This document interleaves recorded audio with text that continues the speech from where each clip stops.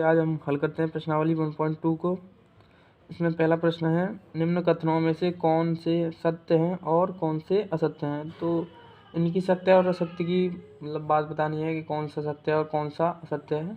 तो पहला पॉइंट है इसका, प्रत्येक अपरिमेय संख्या एक वास्तविक संख्या होती है। यह सत्य है क्योंकि मैंने पिछली वीडियो में बताया था वास्तविक संख्याएं होती हैं। वास्तविक संख्या क्या होती हैं मैंने बताया था, होती हैं अपरिमेय और परिमेय। मतलब जिनमें अपरिमेय और परिमेय संख्या होती है उन्हें वास्तविक संख्या कहते हैं।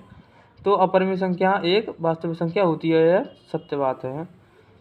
इसका नेक्स्ट पॉइंट है, एक संख्या रेखा पर स्थित प्रत्येक बिंदु √m के रूप में ही है जहां m एक प्राकृतिक संख्या होती है। तो इसका आंसर है असत्य,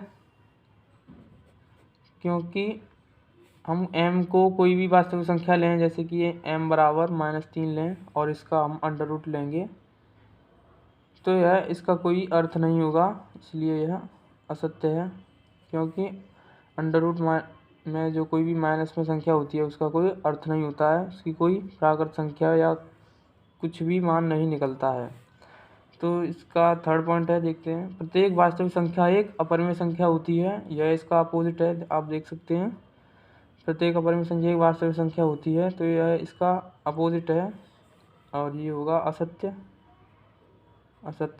क्योंकि वास्तविक संख्या क्या होती हैं, परिमेय प्लस परिमेय और अपरिमेय संख्याओं के संयोग को ही वास्तविक संख्या कहते हैं। अब ये बोल रहा है वास्तविक संख्या, जैसे उदाहरण लें हम, वास्तविक संख्या 5/8 या कोई भी 5/8 लें, ये तो परिमेय होगी और वास्तविक भी होगी, ठीक है। मगर हम वास्तविक संख्या -3 लें या कुछ भी लें, √5 लें, तो ये परिमेय नहीं होंगी, अपरिमेय हैं। तो यह असत्य है, क्योंकि प्रत्येक वास्तविक संख्या एक अपरिमेय संख्या होती है। तो चलिए इसका प्रश्न संख्या 2 देखते हैं। क्या सभी पूर्णांकों के वर्गमूल अपरिमेय संख्या होते हैं? यदि नहीं तो किसी संख्या के वर्गमूल का उदाहरण दीजिए जो परिमेय संख्या हो। तो आप कोई पूर्णांक ले सकते हैं जिसका कोई वर्गमूल निकल रहा हो, जैसे कि 9, 4, इसका आप वर्गमूल लेंगे तो इसका निकलेगा 3, इसका 2। तो आप देख सकते हैं कि इस मतलब ये कह रहा है क्वेश्चन, यदि नहीं तो किसी संख्या के वर्गमूल का उदाहरण दीजिए जो परिमेय संख्या हो। तो ये देख सकते हैं आप, ये अपरिमेय नहीं है,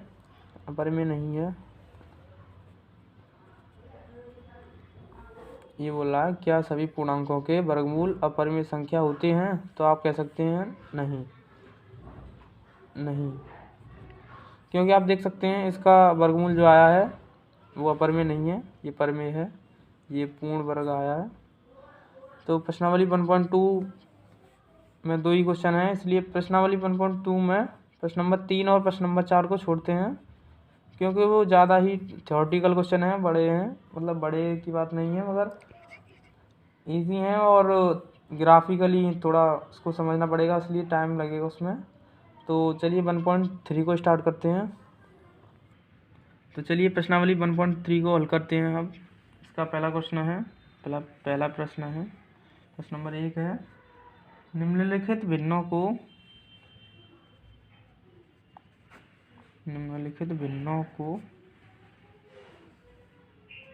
दशमलव रूप में व्यक्त करो और बताओ कि प्रत्येक संख्या किस प्रकार का, मतलब कि निम्नलिखित भिन्नों को दशमलव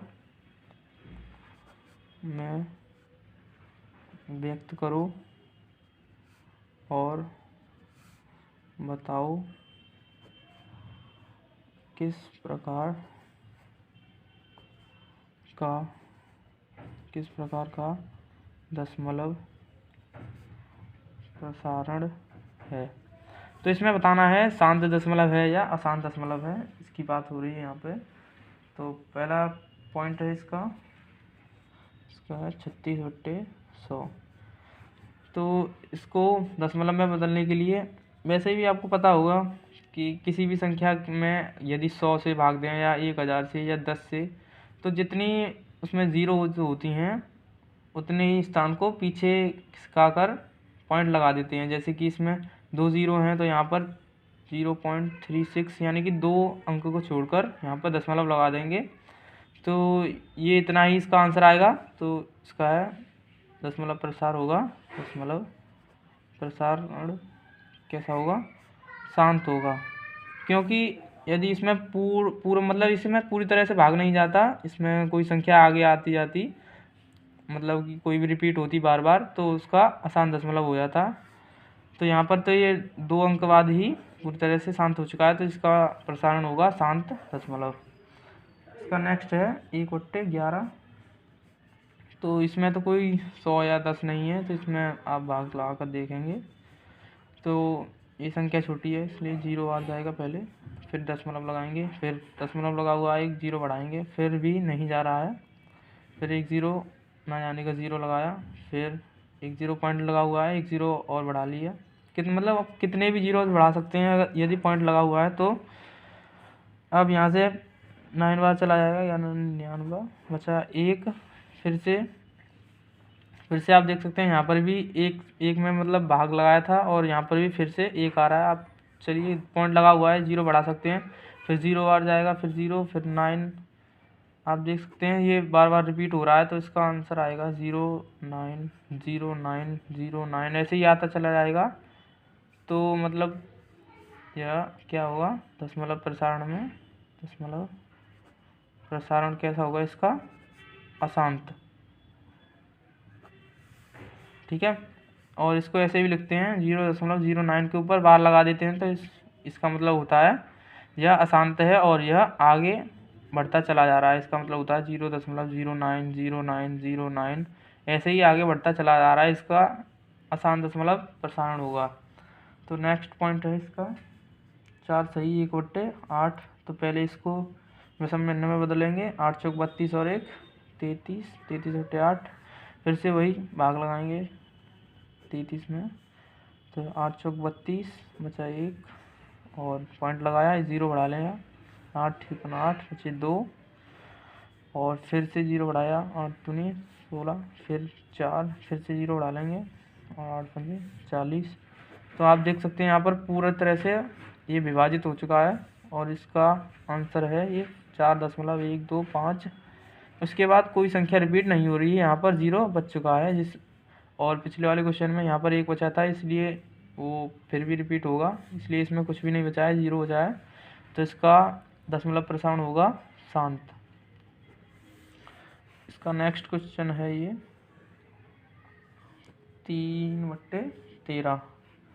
तो 3/13 का वो भी इसी प्रकार से हल करेंगे, 13 को डिवाइड करेंगे 3 में, ये 0 बार जाएगा, 3 यहाँ पर दशमलव लगाएंगे, दशमलव के बाद 0 कितने भी बढ़ा सकते हैं, 13 दूनी 26, 4 फिर से 0 बढ़ाया 13 3 39 बचा, फिर से 1, फिर 0 ना जाने का 0, फिर से 0 बढ़ा लेंगे और ये जाएगा 13 8 100 13 13 117 13 8 104 13 7 7 बार चला जाएगा यहाँ पर 84, यहाँ पर हाँ 13 7 91 सॉरी 13 7 91, यहाँ पर कितना बचेगा 9 और फिर से 1 0 बढ़ा लेंगे और यहाँ पर जाएगा 13 6 78 13 मट्ठे, यहाँ पर चला जाएगा 6 बार 13 6 78 और यहाँ पर बच जाएगा 10 में 2 गया 8, 8 में 7 क्या 1 12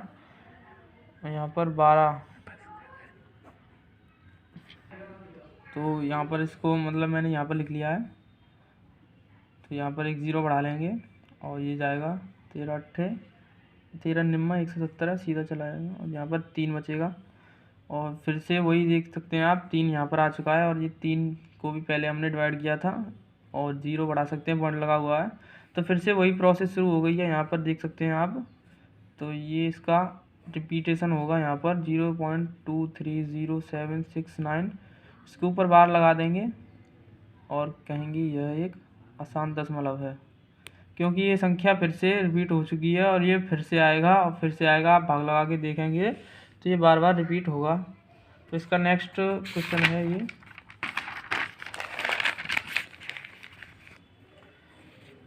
नेक्स्ट क्वेश्चन है इसका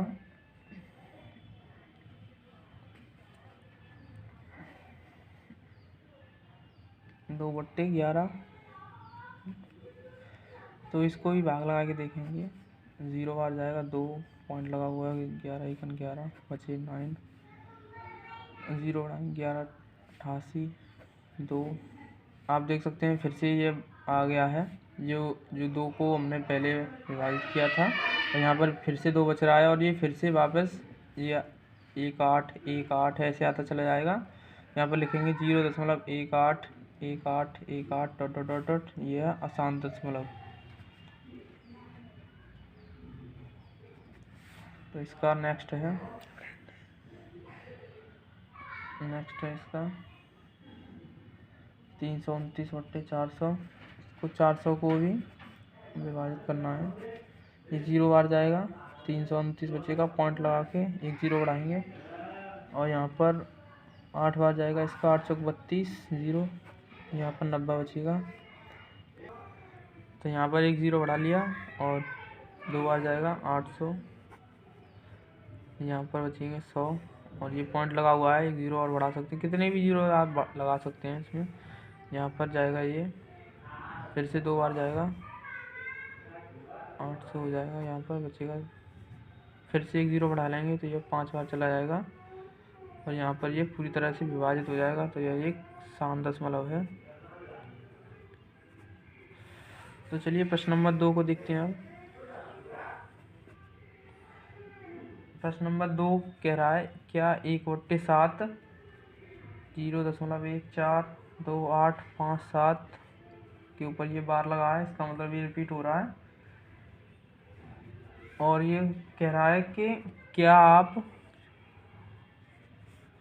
2/7 और 3/7 4/7 5/7 6/7 का संख्याओं का दशमलव प्रसारण बता सकते हैं, ये पूछ रहा है। तो चलिए इसको हल करते हैं।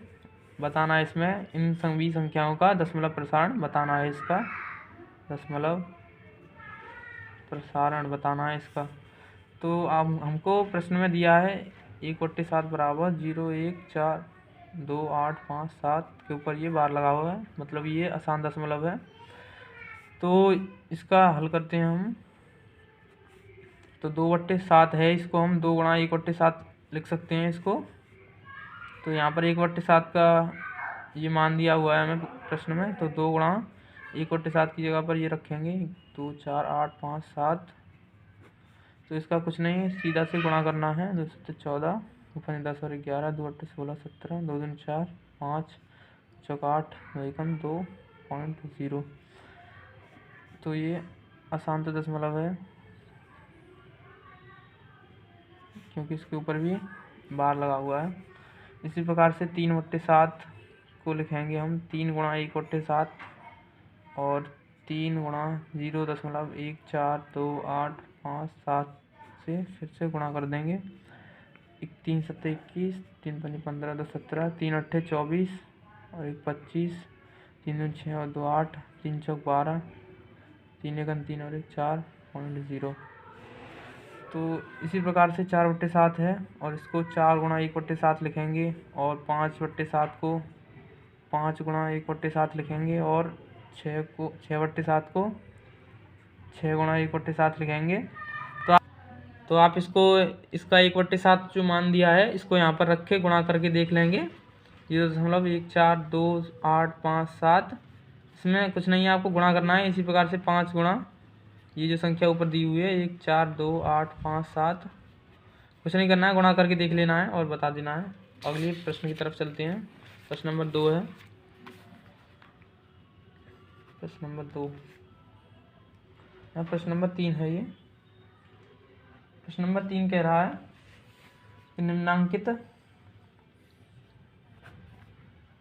को P/Q के रूप में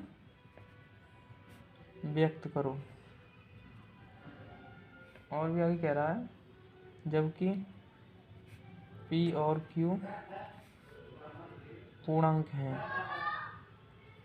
और क्यू डज नॉट इक्वल 0। तो इसका पहला पॉइंट है 0.6 के ऊपर लगाया बार, और दूसरा क्वेश्चन है इसका 0.47 इसके ऊपर बार लगाया, और तीसरा है इसका 0.001 तीनों के ऊपर बार लगाया। तो चलिए हल करते हैं, पहले को हल करते हैं। तो इसका मतलब होता है ये संख्या बार बार रिपीट हो रही है, यानी कि 6, यानी कि इसके ऊपर बार लगाया, जो भी बार की संख्या, जो भी बार के नीचे जो संख्या होती है वो बार बार रिपीट होती है। इसको इस प्रकार से लिख सकते हैं। तो इसका हल करने के लिए सबसे पहले x मानेंगे और 0.6666 इसको समीकरण नंबर 1 देंगे। अब इसको नेक्स्ट हल करने के लिए जो भी बार के नीचे जितनी भी संख्याएं लिखी होंगी उतने ही जीरो से गुणा करना है। जैसे कि इसके नीचे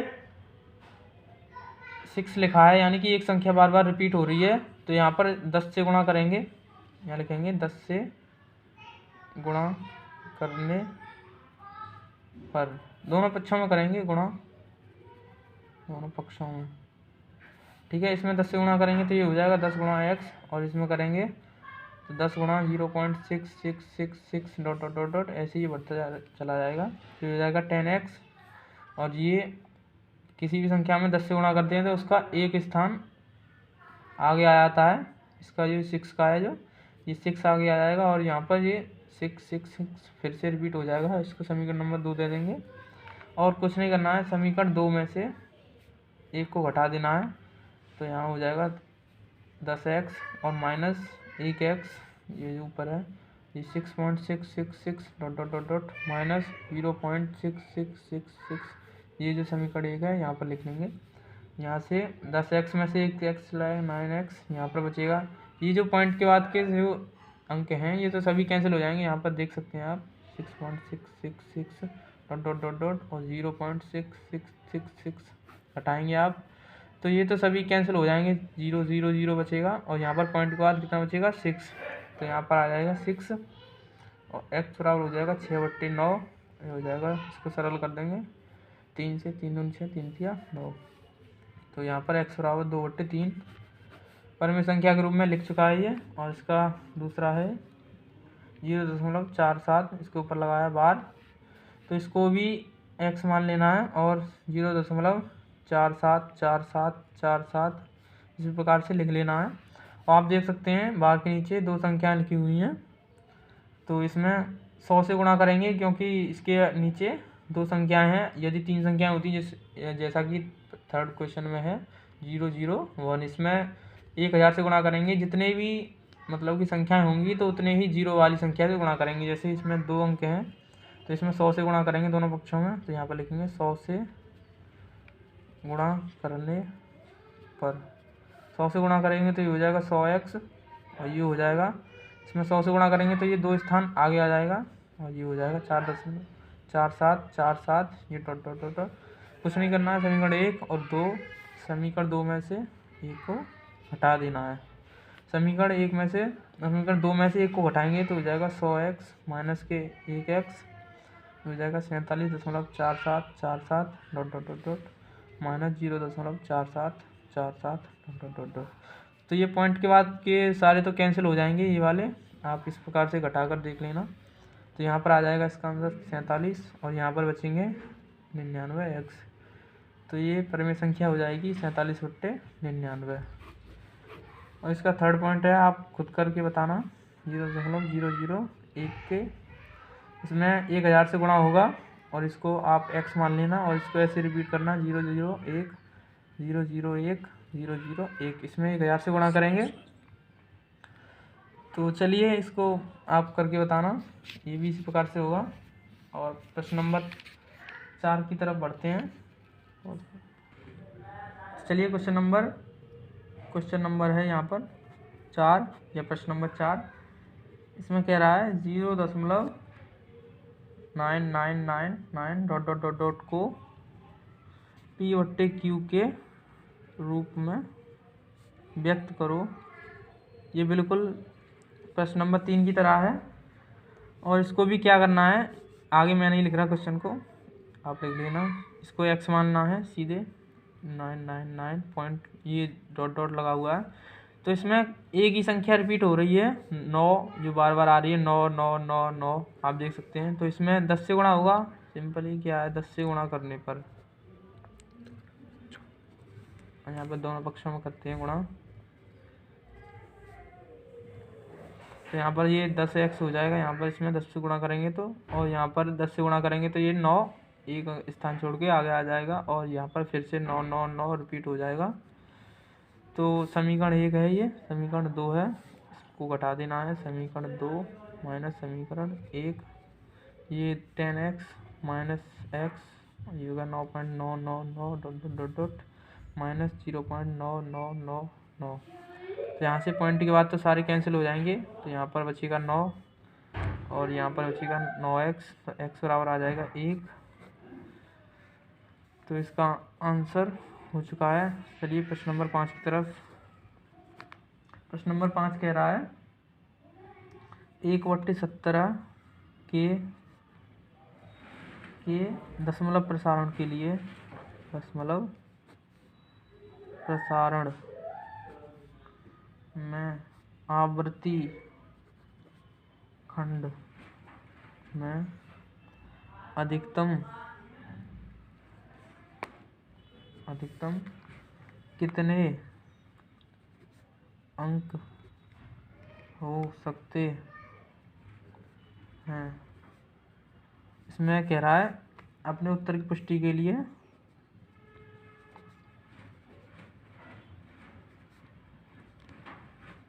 विभाजन क्रिया कीजिए, यानी कि इसको भाग लगा के देखना है। अरे विभाजन क्रिया कीजिए, तो भाग लगाएंगे इसमें 17 का 1 में, तो यहाँ पर 0 आ जाएगा पहले, तो यहाँ 1 बच जाएगा, पॉइंट लगाएंगे यहाँ पर, और ये 1 0 बढ़ा लेंगे, और यहाँ पर फिर भी नहीं जा रहा है, तो यहाँ पर ना जाने का 0 और पॉइंट लगा हुआ है, तो 1 और 0 बढ़ा लेंगे। तो यहाँ पर देखेंगे कितनी बार जा रहा है, ये 5 बार जाएगा। 17 5 85, यहाँ पर बच जाएंगे 15 और पॉइंट लगा हुआ है, 1 और 0 बढ़ा लेंगे यहाँ पर, तो यहाँ पर जाएगा ये 17 8 136, 8 बार जाएगा, और यहाँ पर बच जाएंगे 14।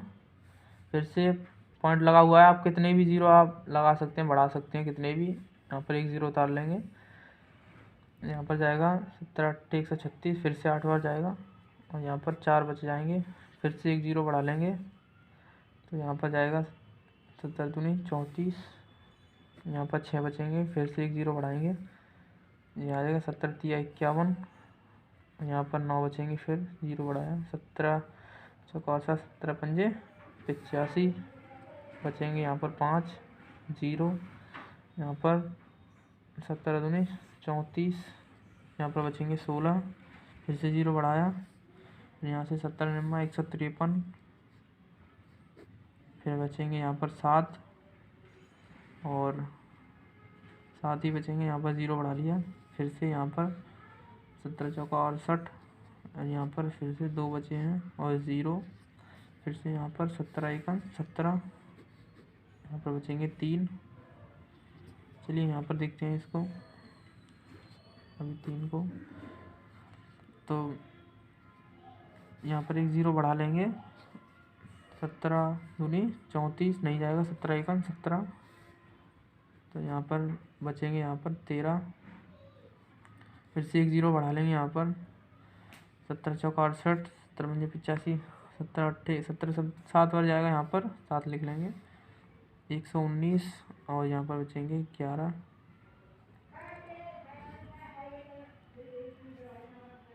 तो इसमें कुछ नहीं है, ये 17 को 1 से मतलब कि डिवाइड करना है, 17 एक बार मतलब डिवाइड करना है। जैसे कि यहाँ पर ये संख्या आ चुकी हैं, ये काफ़ी ज़्यादा बड़ी हो गई हैं, तो यहाँ पर आप कह सकते हैं यहाँ पर अनंत अंक हो सकते हैं।